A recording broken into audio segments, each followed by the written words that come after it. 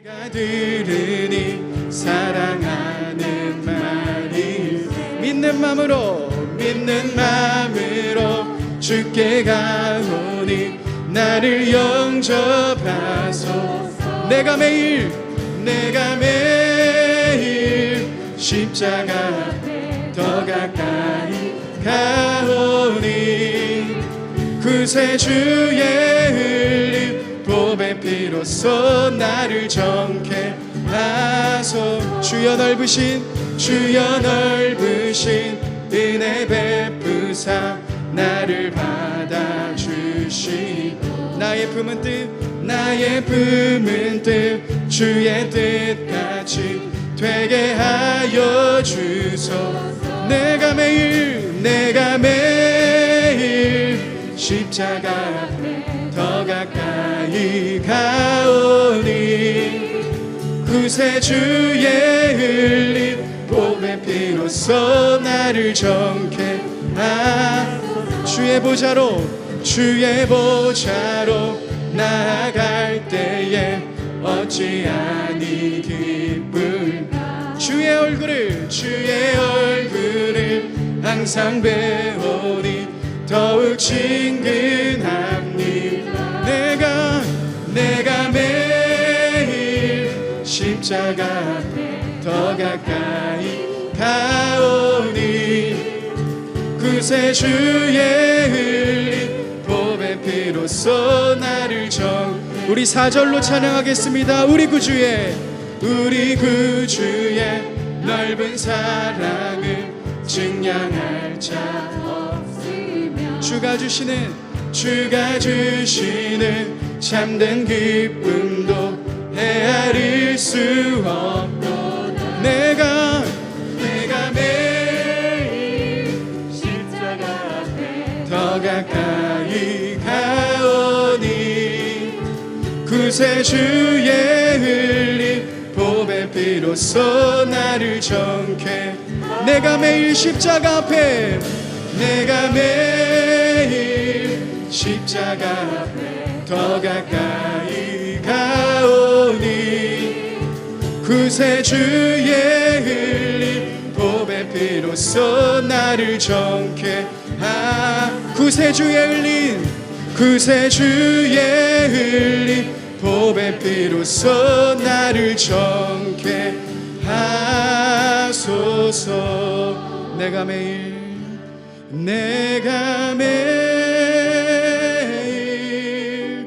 십자가 앞에 더 가까이 가오니 구세주의 흘린 보배 피로써 나를 정케. 다시 한번 고백하겠습니다. 내가 매일 십자가 앞에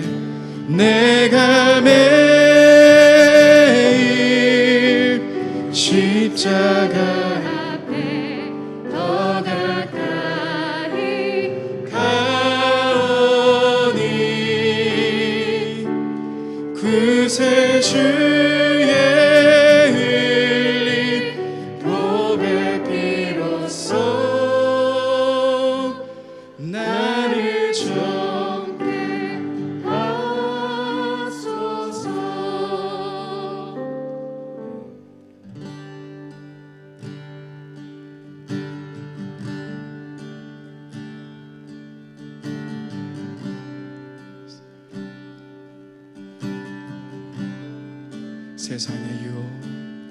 세상의 유혹 시험이 내게 몰려올 때에 나의 힘으론 그것들 모두 이길 수 없네.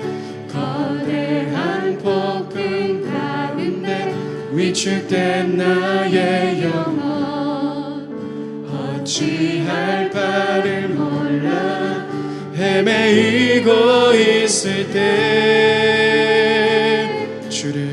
주를 찬양 손을 들고 찬양 전쟁이 속한 것 아니니 주를 찬양 손을 들고 찬양 전쟁은 하나님께 속한 것이니 거짓과 속임수로 가득 찬 세상에서 어디로 갈지 몰라 머뭇거리고 있네. 공중의 권세 지금도 우리들을 실패와 절망으로 넘어뜨리려 하네. 주를 찬양 손을 들고 찬양 전쟁은 나에게 속한 것 아니니 주를 찬양 손을 들고 찬양 전쟁은 하나님께 속한 우리의 마음이 돼서 다시 한번 고백하겠습니다. 주를 찬양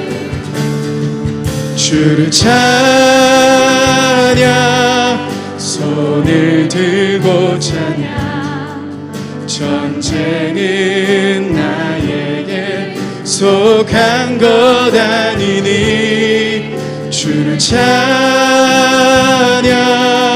손을 들고 찬양 전쟁은 하나님께 속한 우리 목소리 높여 고백하겠습니다.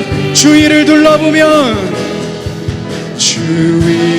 둘러보면 아무도 없는 듯 믿음의 눈을 들면 보이는 분 계시네. 지금도 내 안에서 역사하고 계신 사망과 어둠의 권세 물리치신 예수님 주를 찬양 손을 들고 찬양 전쟁은 나에게 속한 것 아니니 주를 찬양 손을 들고 찬양 전쟁은 하나님께 우리 믿음을 다해서 고백하겠습니다. 주를 찬양 주를 찬양 손을 들고 찬양 전쟁은 나에게 속한 것 아니니 주를 찬양 손을 들고 찬양 전쟁은 하나님께 속한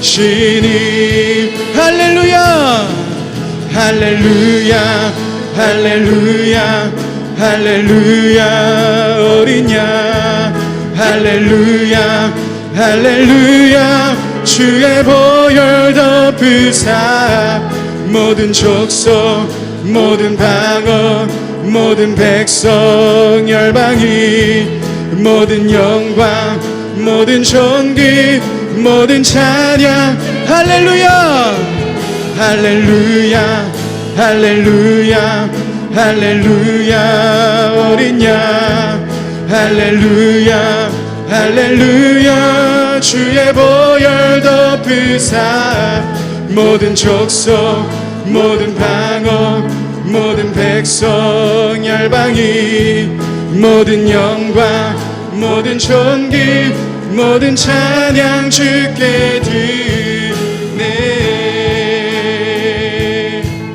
할렐루야 할렐루야 할렐루야 어린 양 할렐루야 할렐루야 주의 보혈 덮으사 모든 족속 모든 방언 모든 백성 열방이 모든 영광 모든 존귀 모든 찬양 주께 드리네. 할렐루야 할렐루야 할렐루야 할렐루야 어린 양 할렐루야 할렐루야 주의 보혈 덮으사 모든 족속 모든 방언 모든 백성 열방이 모든 영광 모든 존귀 모든 찬양 주께 드리네. 살아계신 주 나의 참된 소망 걱정 근심 전혀 없네. 사랑의 주 사랑의 주네 갈 길 인도하니 내 모든 삶의 기쁨 늘 충만하네. 우리 마음을 다해서 다시 한번 고백하겠습니다. 살아계신 주 나의 참된 소망 걱정 근심 전혀 없네 전혀 없네.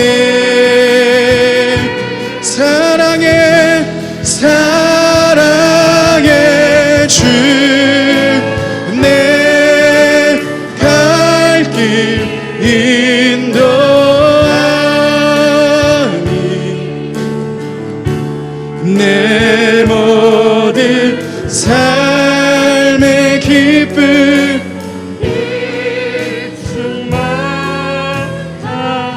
다시 한번 고백하겠습니다. 살아계신 주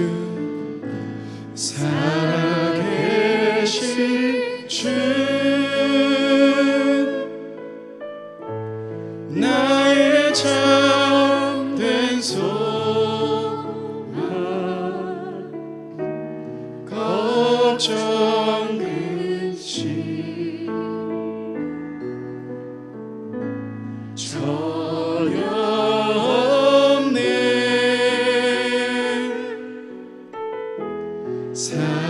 사랑의 주내 갈 길 인도하니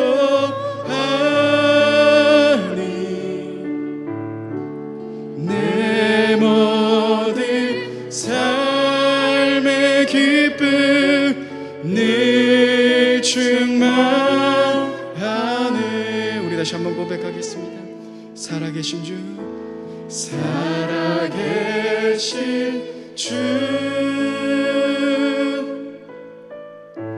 나의 참된 소망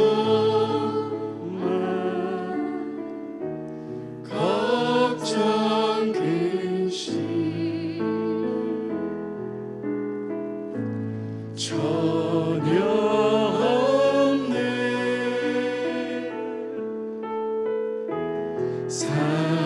사랑의 주내 갈 길 인도하니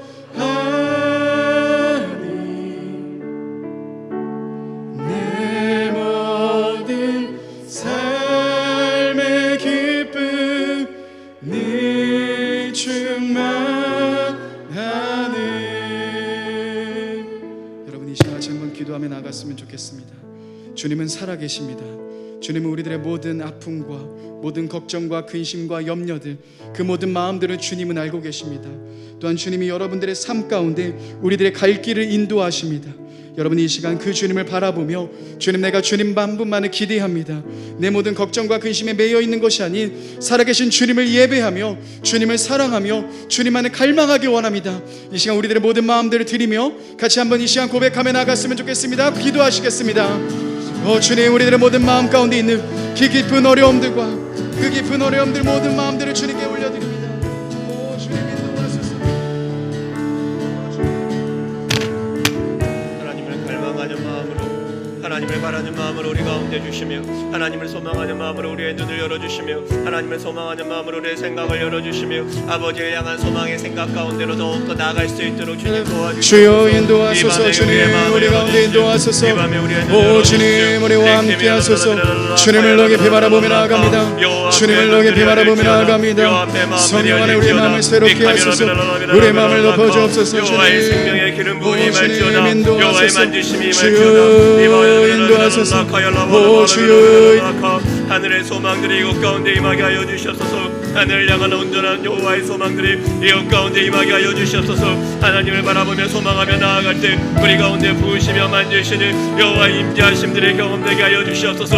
하나님의 예배 가운데 나아갑니다. 하나님 말씀 앞에 나아갑니다. 주님의 음성 가운데로 나아갑니다. 우리의 생명을 말씀 가운데 섭니다. 우리의 마음을 열어주시며 아발라벨라벨라라카야라발라벨라벨라라카 우리를 바라보며 말씀하시는 아버지의 소리를 들을 수 있도록 주님 도와주시옵소서. 오 하나님, 우리의 마음들이 주 앞에 열리기 원합니다. 우리의 생각들이 주 앞에 열리기 원합니다. 주님 부으소서. 아버지 말씀하소서. 아버지 우리가 듣겠나이다. 하나님 우리의 길을 열어주시옵소서. 우리가 소망하기 원합니다. 하나님 우리 가운데 주의 음성을 들려주시옵소서. 우리가 목이 마릅니다. 하나님 아버지 우리 가운데로 주 하나님의 임재 가운데로 들어가게 하여 주시옵소서. 더 깊은 곳으로 더 깊은 곳으로 나아갈 수 있도록 주님 도와주시옵소서. 아버지의 품으로 아버지의 마음으로 나아갈 수 있도록 또 주님 도와주시옵소서. 하나님의 큰 임재 가운데로 아버지의 큰 품 가운데로 우리가 파고들기 원합니다. 우리의 마음을 열어 주 앞에 파고들 때 하나님 우리를 붙드시며 우리를 만지신 아버지의 음성이 들리게 하여 주시옵소서. 오 여호와여 이곳 가운데 임하여 주시옵소서.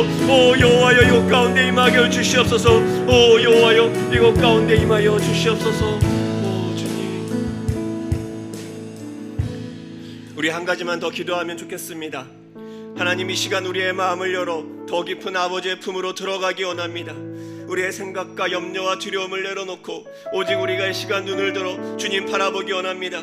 아버지 예배의 자리 가운데로 임재하여 주시옵소서. 충만한 아버지의 영을 보게 하여 주시옵소서. 여호와의 음성을 듣고 우리가 그곳 가운데로 더 깊이 들어가게 하여 주시옵소서. 하나님 주의 음성을 들려 주시옵소서. 우리 같이 이렇게 한 번 더 기도하며 나아가도록 하겠습니다. 기도하겠습니다.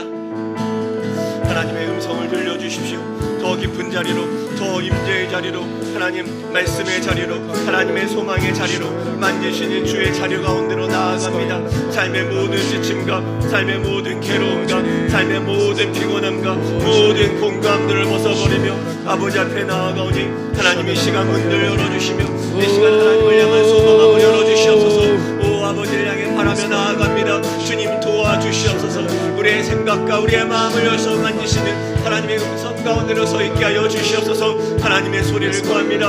아버지의 마음을 구합니다. 오 주님 올려드립니다. 성령 하나님 주님을 구합니다. 주님 붙들어 주시옵소서. 오 주님.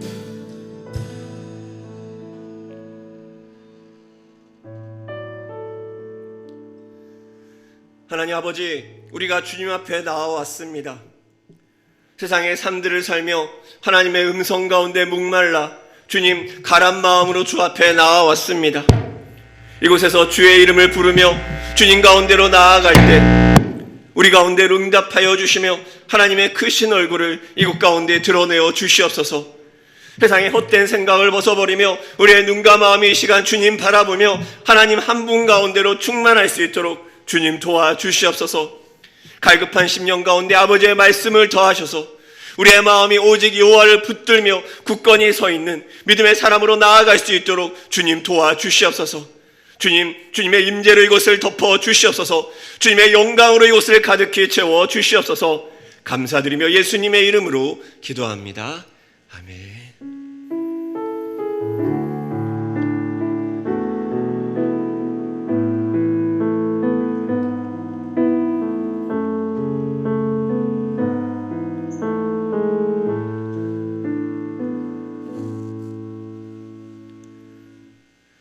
이번 주 학가나 말씀 창세기 28장 15절 말씀 3번 읊조리며 말씀을 마음에 새기며 나아가도록 하겠습니다. 창세기 28장 15절 말씀. 내가 너와 함께 있어 내가 어디로 가든지 너를 지키며 너를 이끌어 이 땅으로 돌아오게 할지라. 내가 내게 허락한 것을 다 이루기까지 너를 떠나지 아니하리라 하신지라. 창세기 28장 15절 말씀. 창세기 28장 15절 말씀. 내가 너와 함께 있어 내가 어디로 가든지 너를 지키며 너를 이끌어 이 땅으로 돌아오게 할지라. 내가 내게 허락한 것을 다 이루기까지 너를 떠나지 아니하리라 하신지라. 창세기 28장 15절 말씀. 창세기 28장 15절 말씀. 내가 너와 함께 있어 내가 어디로 가든지 너를 지키며 너를 이끌어 이 땅으로 돌아오게 할지라. 내가 내게 허락한 것을 다 이루기까지 너를 떠나지 아니하리라 하신지라. 창세기 28장 15절 말씀. 아멘. 이 떠나지 아니하신 하나님을 경험하기를 축복합니다. 오늘 하나님께서 우리에게 주시는 말씀은요, 사무엘상 30장 1절부터 10절까지의 말씀입니다. 제가 가진 성경책으로 구약 458면에 있습니다. 사무엘상 30장 1절에서 10절까지의 말씀, 저 여러분이 교독하여 읽도록 하겠습니다. 다윗과 그의 사람들이 사흘 만에 시글락에 이른 때 아말렉 사람들이 이미 네겝과 시글락을 침노하였는데 그들이 시글락을 쳐서 불사르고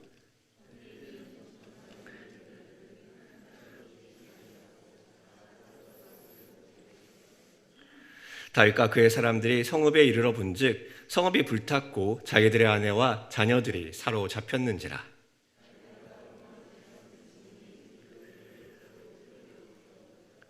다윗의 두 아내 이스라엘 여인 아히노암과 갈멜 사람 나발의 아내였던 아비가일도 사로잡혔더라.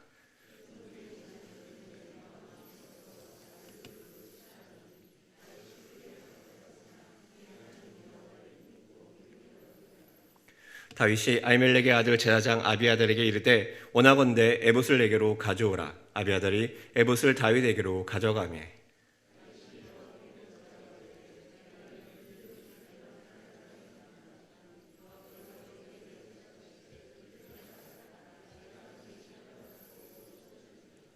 이에 다윗과 또 그와 함께한 600명이 가서 불소시내에 이르러 뒤떨어진 자를 거기 머물게 했으되 곧 피곤하여 불소시내를 건너지 못하는 200명을 머물게 했고 다윗은 400명을 거느리고 쫓아가니라. 아멘. 아멘. 한밤의 기도에 오신 여러분들 환영합니다. 우리 한번 옆에 분들과 잘 오셨습니다. 한번 이렇게 인사하면 좋겠습니다. 잘 오셨습니다. 생각해보면 오늘이 2022년 두 번째 한밤의 기도회입니다. 2022년이라니요. 세상에. 네, 아이들은 커가고 죄송한 표현이지만 저희들은 나이 들어가는 것 같습니다. 지난주 사역자 헌신기도회 강사님으로 장신대 교수님이 오셔서 은혜의 말씀 나누어 주셨습니다. 이제 교육자들끼리 강사분을 어떻게 소개할까 이렇게 고민하며 이야기를 하는데 누가 이런 질문을 던졌습니다. 그런데 강사님을 교수님이라고 소개해야 되나요? 아니면 목사님이라고 소개해야 되나요? 여러분은 어떻게 표현하시겠습니까? 별거 아닌 일 같지만 정체성에 관한 이야기는 아닐까라는 생각이 들었습니다. 제가 다녔던 대학교에는요, 이러한 분들이 참 많았습니다. 신학교도 아니었는데 전공 분야에서 박사학위를 받으시고 교수로 일을 하시다가 중간에 신학을 공부하고 목사 안수를 받으신 분들이 참 많이 있었습니다. 기억에 남는 것은 그렇게 목사이자 교수인 교수님에게 저희가 그러면 뭐라고 불러드려야 될까요? 라고 물었을 때 그분이 이런 이야기를 하신 적이 있습니다. 저는 목수입니다. 목사와 교수. 예수님이 목수셨던 것처럼 저도 목수입니다. 여러분은 웃으셨지만 저는 그때 되게 감동받았거든요.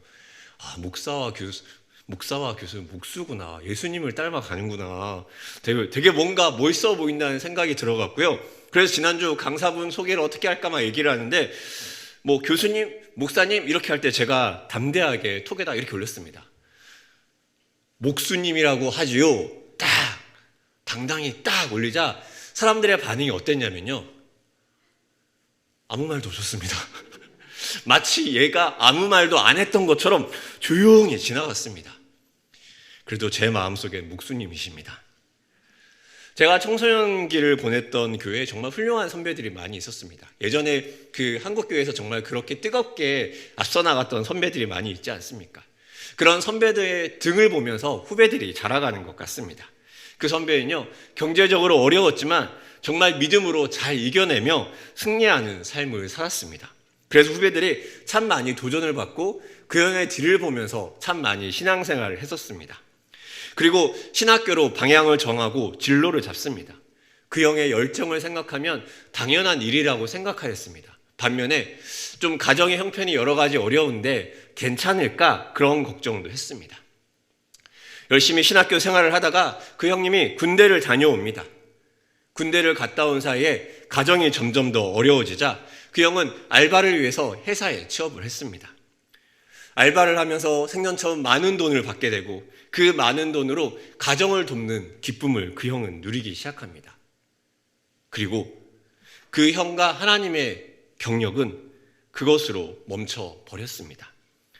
하나님의 부르심을 따라가고 있었는데 경제적인 어려움 속에 그 형은 자신이 어디로 가야 하고 자신이 어디에 서 있는지를 잃어버린 것 같았습니다. 휴학 후에 신학교로 들어가지 않았고 회사에 쭉 머무르면서 그리고 돈을 벌고 또 돈을 벌고 결혼을 하고 또 돈을 벌고 그 삶을 살아갑니다. 그리고 자신의 신학의 길을 포기한 것이 마치 주님을 따르는 길을 포기라도 한 것처럼 형 거짓말처럼 단칼에 교회를 다니는 것을 그만두었습니다. 어려움이 절망을 낳고 그 절망이 정체성의 혼란을 느끼며 한 사람의 길을 어디까지 흔들 수 있는지를 보게 되었던 것 같습니다. 내가 누구이고 내가 무엇을 위해 부름받았는지조차 잊어버리고 그리고 무엇을 위해 살아가는지조차 잊어버린다는 생각을 했습니다. 그리고 하나님에게 그리고 자신의 등을 보고 따라왔던 많은 후배들에게 미안한 마음으로 그 형은 그렇게 모든 연락을 끊어버렸습니다.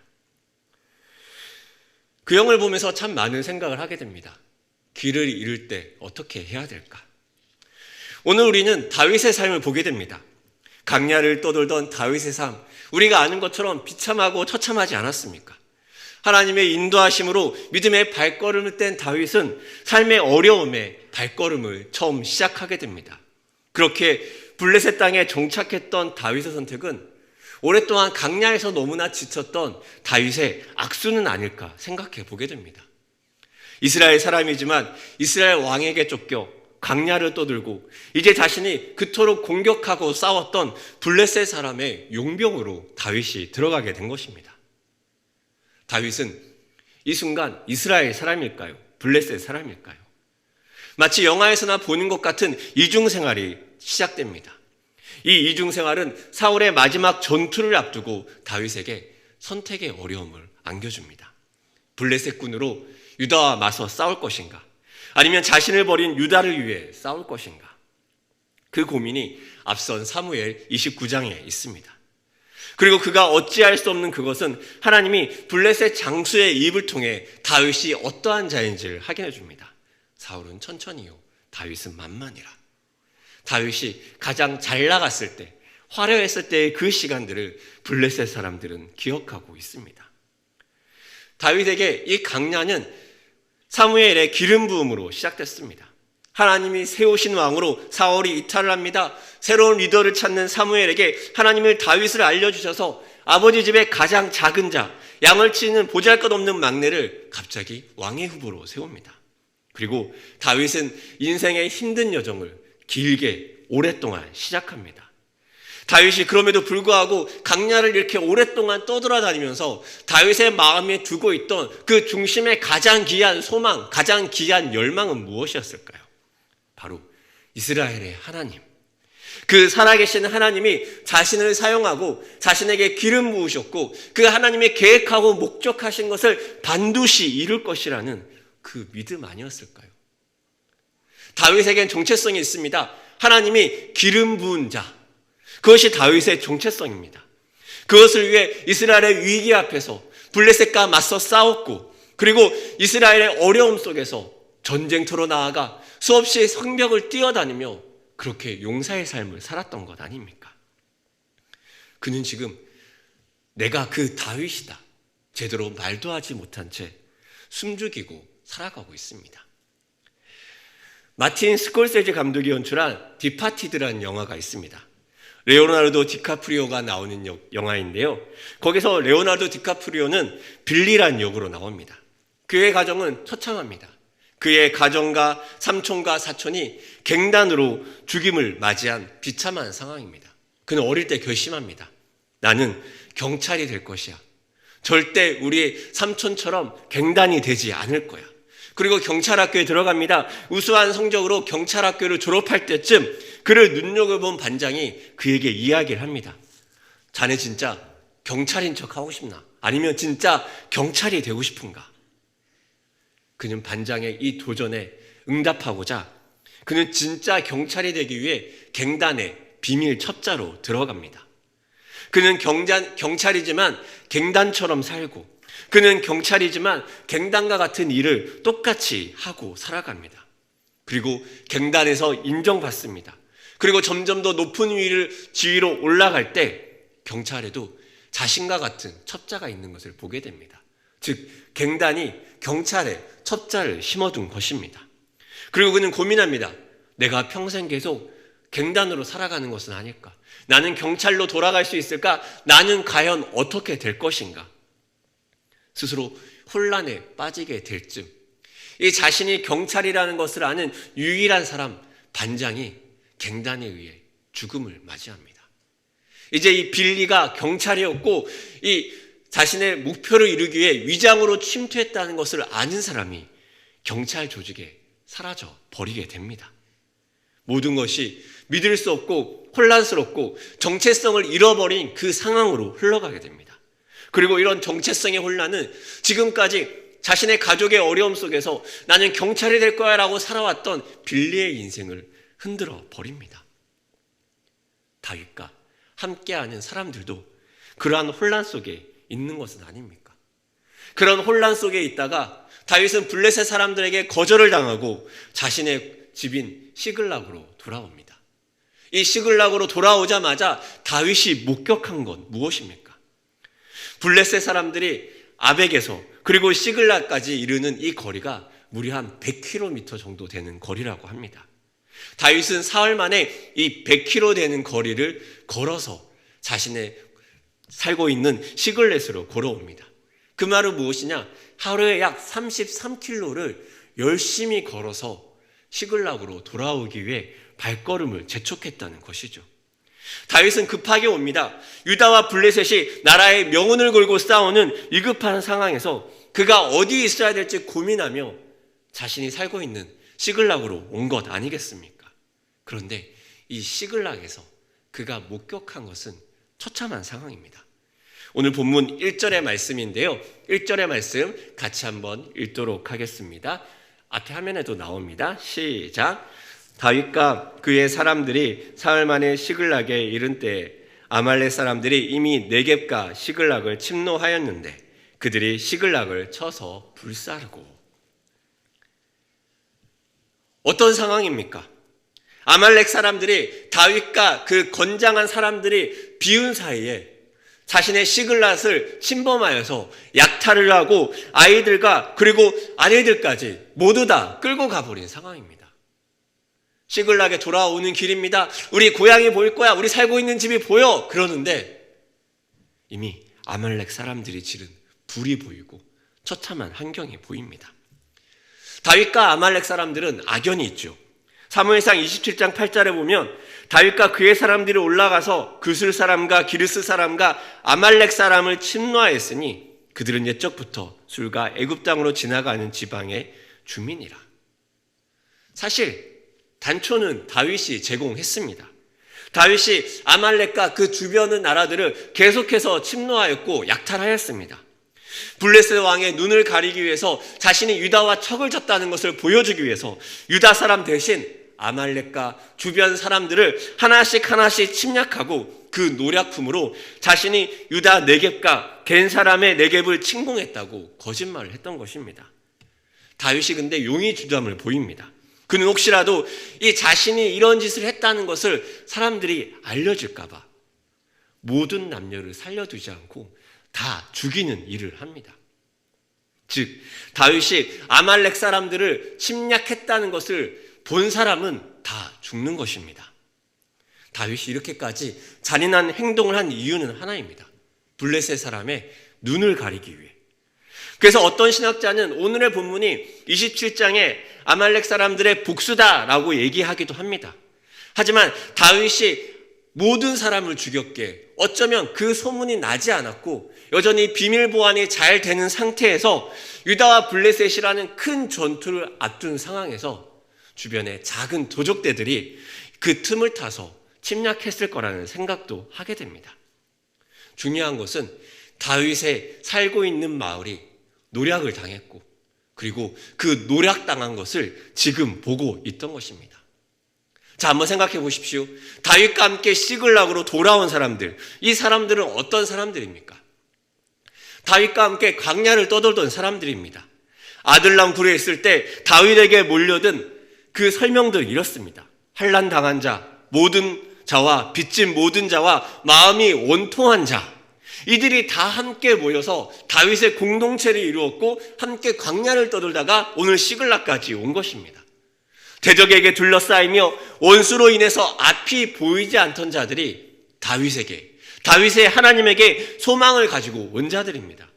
이리저리 착취당하고 빚지고 도망칠 수밖에 없는 그런 자들입니다. 인생의 쓴물을 많이도 마셔본 사람들이고 모든 소망이 없던 자들이 이 다윗의 공동체 아닙니까? 그러하였기에 누구보다 더 많이 인생의 강야를 지나왔고 누구보다 더 많이 그 삶의 바닥 가운데 많이 내려가 본 사람들입니다. 그럼 그들에게 이 그들의 존재 자체를 흔드는 마지막 보루가 있습니다. 그것은 바로 가족입니다. 사울에게 쫓기며 강렬한 환경에 괴롭힘 당하며 그럼에도 그들이 살 수 있던 마지막 소망, 바로 가족들입니다. 그 가족들이 이제 처참하게 노략당했다는 것을 아는 순간 그 다윗의 공동체에 그 모든 인생의 쓴물과 그 모든 강야를 지났던 그 남자들이 순식간에 무너집니다.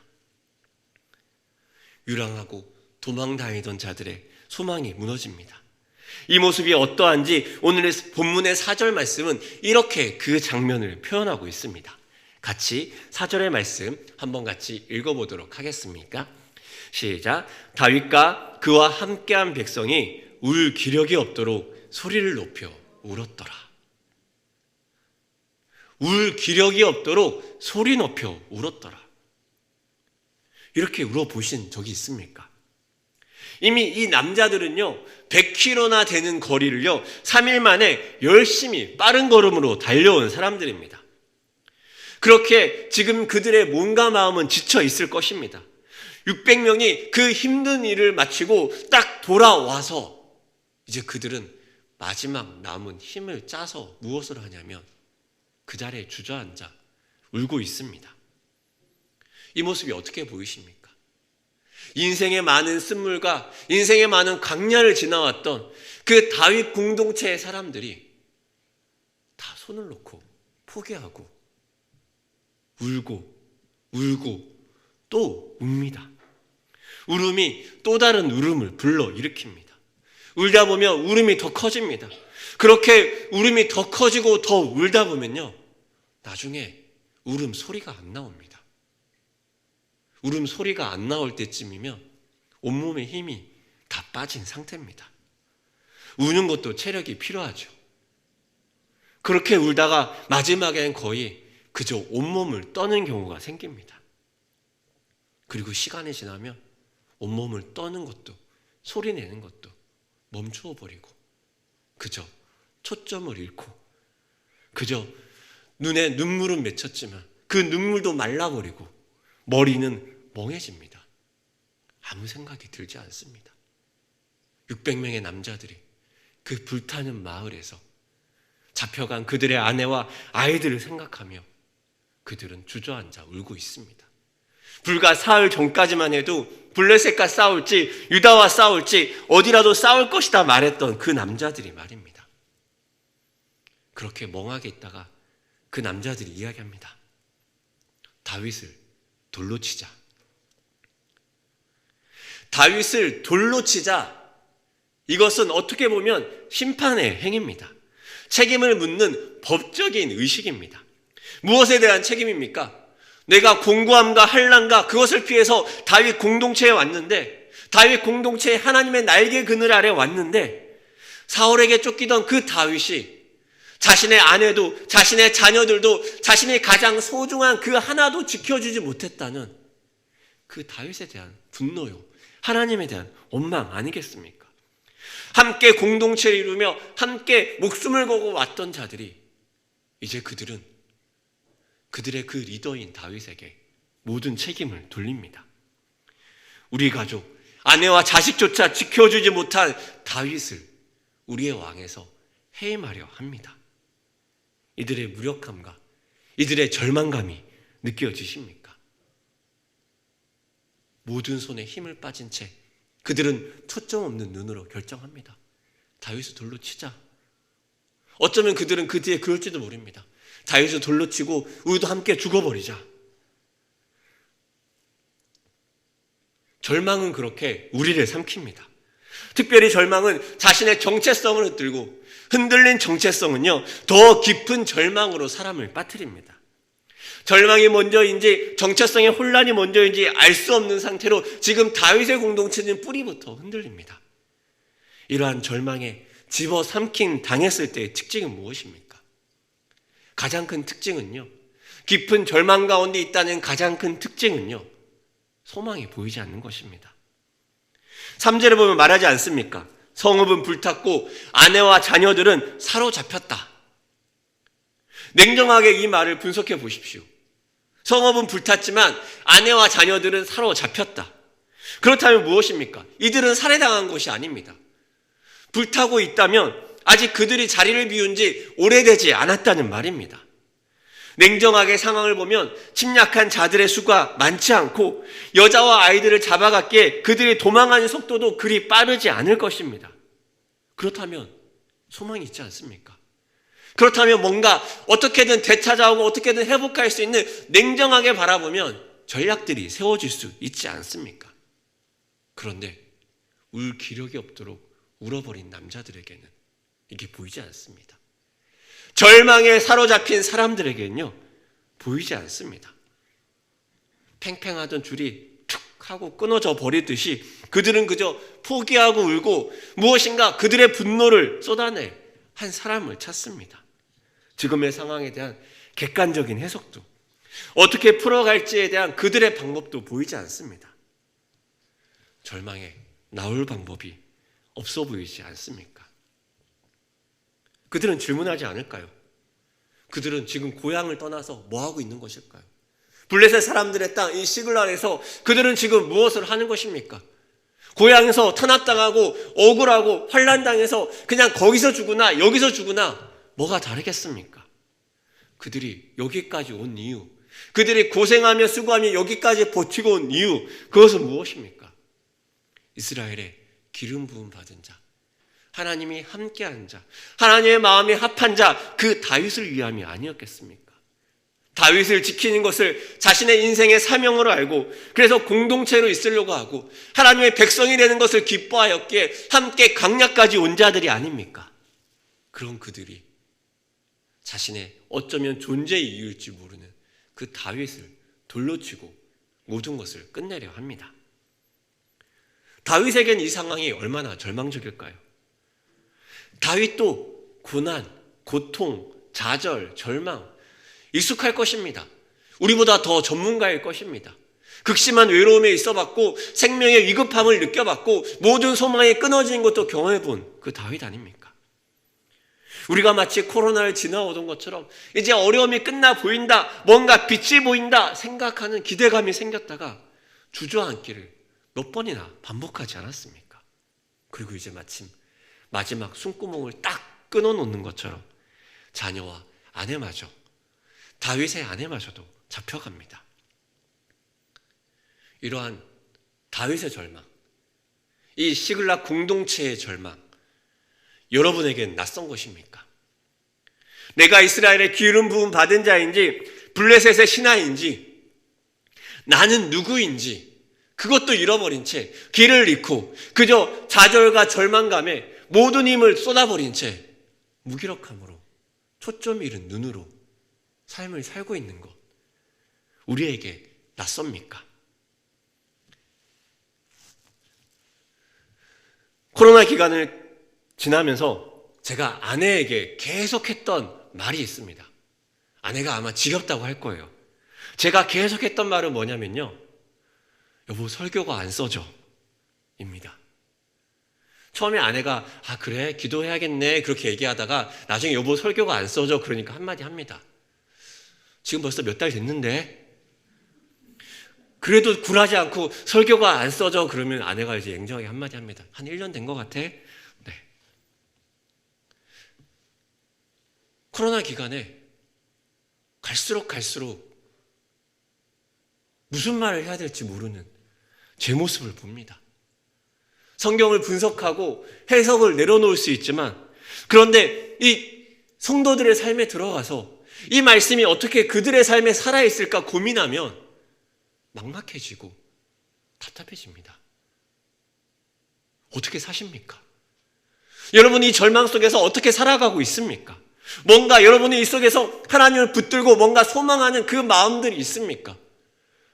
예배로 어떻게든 불러 모아서 함께 기도하고 우리가 함께 뭔가 해보자고 계획하고 함께 마음을 쏟고 찬양하고 기도하며 뭔가 될 것 같은 기대감을 가지고 한 발 한 발을 내딛지만 계속해서 무너지는 것을 경험합니다. 어느 순간 기도하는데 그게 생각납니다. 지금 내가 딱딱하게 굳어있는 땅을 열심히 팝니다.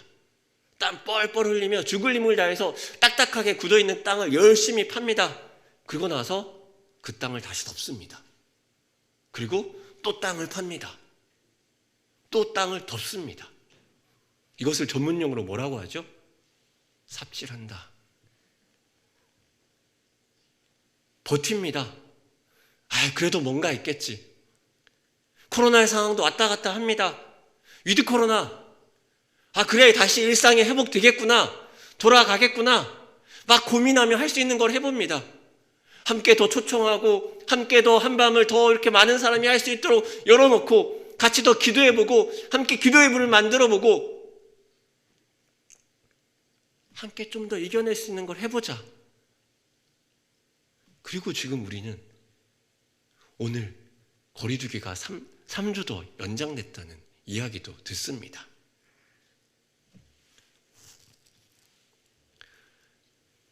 저의 직업은 목회자입니다. 목회자는 영혼을 구하고 생명 구원에 동참하는 그것이 생명과 같은 일입니다. 이 시기에 지나가는 사람들, 성도들 한 명 한 명이 저에게 부담처럼 느껴질 때 있습니다.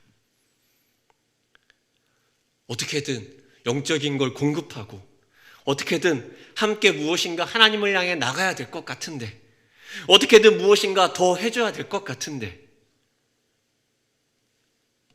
이제 더 새로울 것도 없어 보이고 그 부담감이 그저 제 어깨를 짓누르고 그러면서 더 예민해지고 또 그러면서 아내에게 똑같은 말을 합니다. 여보 설교가 안 써져. 다윗의 마음이 저는 공감이 됩니다. 자신의 아내도 지키지 못한 못난 가장, 자신과 동고동락하던 사람들도 지키지 못한 못난 리더, 무엇도 제대로 해내지 못하는 다윗. 표준 세번역에는 6절의 다윗의 모습을 이렇게 얘기합니다. 다윗은 큰 공경에 빠졌다. 다윗은 큰 공경에 빠졌다. 어떻게 보면 우리도, 우리의 성도님들도, 우리의 신앙도, 교회도, 한국 교회도 코로나로 큰 공경에 빠진 것 아닙니까? 스스로의 힘으로 이룰 수 있는 것이 없고 지금까지 얻어온 모든 것들이 다 그냥 빼앗긴 것 같은 큰 공경 아닙니까? 우리는 어찌해야 됩니까? 절망이라는 단어를 묵상하다가 웃기다는 생각이 들었습니다. 절망이라는 단어, 어떻게 보면 웃깁니다, 여러분. 사람들은 깊이 있는 하나님을 만납니다. 언제 만나냐면요, 절망 중에 만납니다.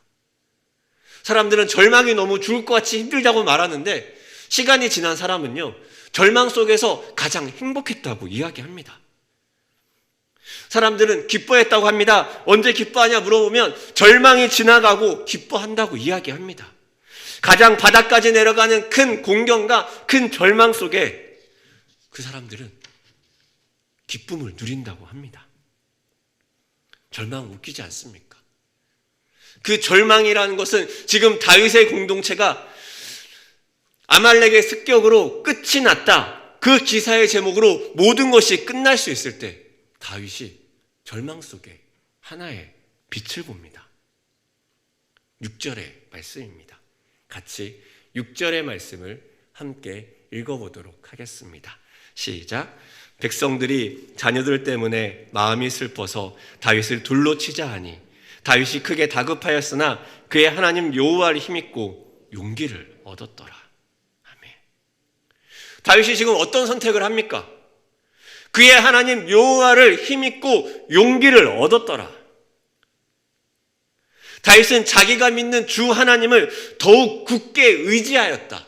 표준세 번역은 그렇게 얘기합니다. 주 하나님을 더욱 굳게 의지하였다. 다윗이 믿는 주 하나님은 누구입니까? 지금 다윗이 살고 다윗이 살아가야 될 진짜 삶의 정체성입니다. 다윗은 사울을 피해 도망친 자로, 블레셋의 박쥐와 같은 자로 머물러 있는 자가 진짜 다윗의 삶이 아닙니다. 다윗은 하나님의 백성으로 블레셋 사람들에게 맞춰 하나님을 모욕하는 그 이름을 참지 못해 그저 돌 몇 개 가지고 블레셋의 장수에게 뛰어든 사람입니다. 강야에서 죽을 고비를 다했지만 하나님의 기름 부은 자를 죽이지 않겠노라 신실하게 일하였던 다윗입니다. 다윗이 믿는 주 하나님은 다윗을 부르시고 다윗에게 사명을 주시고 블레셋 따위에게 조롱받을 하나님이 아니고 다윗의 인생의 작은 것들 가운데 갇힐 하나님도 아니라고 얘기합니다. 비록 지금의 현실은 초라할지라도 하나님은 다윗을 통해서 이스라엘의 인생을, 아니 전 세계의 삶들을 바꿔나가는 큰 계획 속에 있지 않습니까? 그가 믿는 하나님은 누구입니까? 다윗을 선택하고 강야에서도 푸른 초장에서도 인도하신 그 하나님 아닙니까? 다윗은 이 절망, 가장 깊은 절망에서 한 줄기 빛을 봅니다. 그리고 다윗은 선택합니다. 더욱 굳게 하나님을 의지하였다. 강야에서 승승장구하였던, 사울에게 은혜를 베풀었던 다윗이지만 지금은 블레셋의 용병으로 처참한 현실로 부하의 돌에 맞아 죽을 뻔한 다윗의 상황이 반전됩니다. 그 용기를 얻고 다윗이 한 건 무엇입니까? 8절의 말씀입니다. 같이 읽어보도록 하겠습니다. 8절 말씀입니다. 시작. 내가 이 군대를 추격하면 따라잡겠나이까 하니 여호와께서 그에게 대답하시되 그를 쫓아가라. 내가 반드시 따라잡고 도로 찾으리라. 아멘. 진짜 반전이 있습니다. 그 반전은 무엇이냐면요, 다윗이 용기를 얻고 하나님을 더욱 굳게 붙들어서 다윗이 선택하고 행동한 건 무엇이냐면 여호와께 나아와 기도하는 것입니다. 여호와께 나와 묻는 것입니다. 진짜 현실의 삶은 무너지고 현실의 기반이 다 깨어졌을 때 다윗은 현실에서 도망치는 것이 아니라 하나님을 자신의 깨어진 현실 속에 붙들며 하나님을 자신의 삶으로 끌어당기며 하나님에게 묻습니다. 이 깨진 현실을 보십시오. 다윗은 질문합니다. 내가 이 군대를 추격하면 따라잡겠나이까? 이 말이 무엇입니까? 하나님, 지금 내가 이것을 뒤집을 수 있겠습니까? 하나님, 당신이 여기에서 내 삶에서 우리 공동체에서 일하시고 있습니까? 다윗의 묻는 물음은 절망이 아닙니다. 하나님, 내가 이 군대를 추격하면 따라잡겠나이까 울면서 하는 소리가 아닙니다. 이때 다윗의 눈빛은 어떨까요? 어떤 학자는 이렇게 얘기합니다. 이것은 거의 의문문이 아니라 다윗의 의지에 찬 결단이다. 다윗은 하나님을 향한 담대한 믿음에서 기도로 나아가고 그 하나님에게 묻습니다. 추격하면 따라잡겠나이까? 지금 다윗의 삶에 바뀐 것은 없습니다. 절망과 포기와 그리고 살기가 등등한 부하들이 자신을 돌아보고 있습니다. 어쩌면 그는 이야기할지 모릅니다. 다윗아, 포기해라. 이제 너는 돌에 맞아 죽을 것이다. 너무 아프지 않도록 고개를 잘 숙이고 아프지 않게 편하게 죽을 수 있도록 준비해라. 그런데 하나님 얘기합니다. 쫓아가라. 쫓아가라. 내가 반드시 따라잡고 도로 찾으리라. 표준세 번역은요, 이 번역을 확실하게 얘기합니다. 내가 틀림없이 따라잡고 또 틀림없이 되찾을 것이니 추격하여라. 틀림없이 하나님의 의지 아닙니까? 쫓아가라. 포기하고 좌절하고 절망하고 낙심해서 아무것도 못하고 있지 말고 너희끼리 서로 죽이려고 하지 말고 하나님 앞에 물으니까 쫓아가라 이야기합니다. 심지어 제사장 아비아달도 다윗에게 먼저 기도하자고 묻지 못할 때 다윗은 하나님을 향한 믿음을 꺼냅니다. 여러분, 기도는 절망을 소망으로 바꿉니다. 아멘이십니까? 기도는 절망을 소망으로 바꿉니다. 자꾸 잊어버리시죠? 저도 잊어버립니다. 기도는 절망의 흐름을 소망의 흐름으로 바꿀 수 있습니다. 절망에 빠진 이스라엘 공동체가 다윗의 말을 듣자 어떻게 합니까? 600명이 추격을 합니다. 바로 말입니다. 이들이 그 전에 어떤 일을 했습니까? 100km를 3일 동안 열심히 달려온 자들입니다. 이미 마음의 모든 진을 다 빠지도록 죽을 만큼 운 자들입니다. 그들이 불솔 시내까지 25km를 그대로 달려갑니다. 쉬지 않고 달려갑니다. 얼마나 힘들었는지 그 장정들 중에 여러 명이 나자빠 떨어집니다. 그럼에도 다윗은 쫓아가라, 추격합니다. 어쩌면 이 순간이 다윗의 평생에 가장 빛났던 거룩한 순간은 아닐까요? 내 삶이 끝난 것 같고 우리 공동체가 끝난 것 같고 모든 것이 다 무로 돌아갈 때쯤 내가 그때 하나님을 기억해냈어. 내가 그때 하나님을 선택함으로 나와 우리 공동체와 함께하는 자들이 하나님의 은혜를 경험했어. 2022년입니다, 여러분. 그 두 번째 한밤입니다.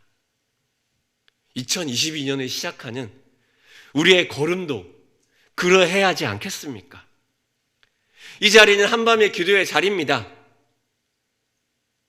우리들도 어떻게 보면 산전수전 다 겪은 자들 아닙니까? 기도하면서 하나님을 붙잡고 여기까지 나온 자들 아닙니까? 편안하게 쉴 수 있는 시간에 집에 있지 않고 예배하며 나와서 하나님 앞에 부르짖기 위해 나온 자들 아닙니까? 정직하게 여러분에게 묻습니다. 지금 기도로 나아가기 시작하면 추격할 수 있겠습니까? 지금 우리 공동체가 다시 기도함으로 하나님 앞에 나아갈 때 우리가 승리할 수 있겠습니까? 저에게 그 절망의 시간을 보낼 때 청년의 때를 함께했던 목사님과 온라인으로 모임을 한 적이 있습니다. 이런저런 이야기를 하며 목사님이 말씀하십니다. 별다른 말 아니었는데 제 마음에 큰 울림이 됩니다. 지금 여러분 성장하고 있습니까? 그리고 말씀하십니다. 성장의 가장 중요한 것은 하나님을 향한 열망이라고요. 저에게 갑자기 그 말씀이 꽂힙니다. 지금 나는 상황을 해결하고 풀어가려다가 지쳤지. 나는 이 자리가 하나님을 향한 열망을 키워가는 자리가 되고 있는가? 나는 지금 이 자리가 내 정체성을 넘어서 하나님을 붙잡는 열망이 나를 이끌고 있는가? 지금 나의 사역들이 우리 공동체의 사람들과 우리 일산 충신교회 사람들과 하나님을 향한 열망으로 뜨겁게 불타고 있는 그 삶을 향해 가고 있는가?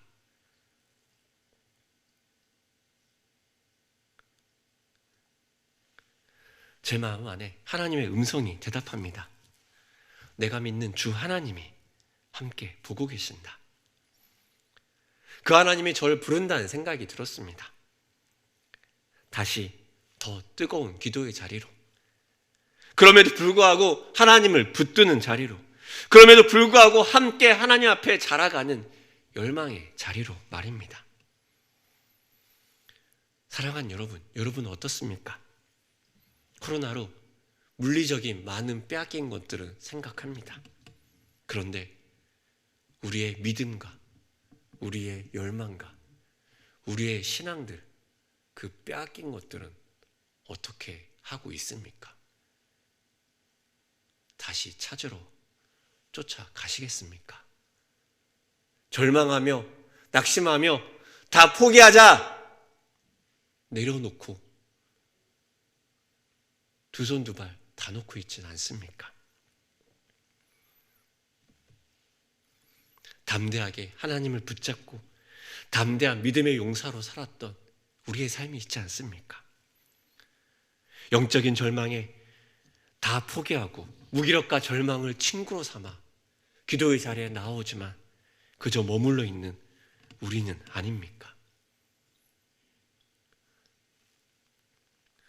사랑하는 여러분, 같이 하나님에게 2022년 나아가 보지 않겠습니까? 이 절망의 순간에 다윗이 그러했던 것처럼 더욱 굳게 하나님을 의지하며 쫓아 올라가 보지 않겠습니까? 우리의 빼앗긴 영적인 열망과 우리의 빼앗긴 영적인 유산과 우리의 빼앗긴 예배의 열망과 감각을 회복하기 위해 함께 기도하며 하나님 앞에 부르짖으며 나아가 보지 않겠습니까? 사랑하는 여러분, 열망 있습니까? 사랑하는 여러분, 함께 쫓아가 보지 않겠습니까? 우리 가정이, 우리 다락방이, 아니 우리 온 교회가 이 2022년 열망으로 하나님 음성을 듣고 쫓아가 보지 않겠습니까? 함께 마음을 모아 그곳으로 나아가는 우리 일산 충신교회 성도님 되시기를 축복합니다. 함께 기도하겠습니다. 하나님, 이 시간 우리에게 열망을 주십시오. 절망과 무기력과 답답한 마음을 넘어 눈을 들어 하나님 바라볼 수 있는 그 열망을 주십시오. 그리하여 그 열망으로 하나님 앞에 나아가고 그 열망으로 공동체를 붙잡고 그 열망으로 하나님 앞에 서는 쫓아가는 믿음의 사람 될 수 있도록 주님 도와 주시옵소서. 하나님의 소망함을 구하며 예수님의 이름으로 기도합니다. 아멘.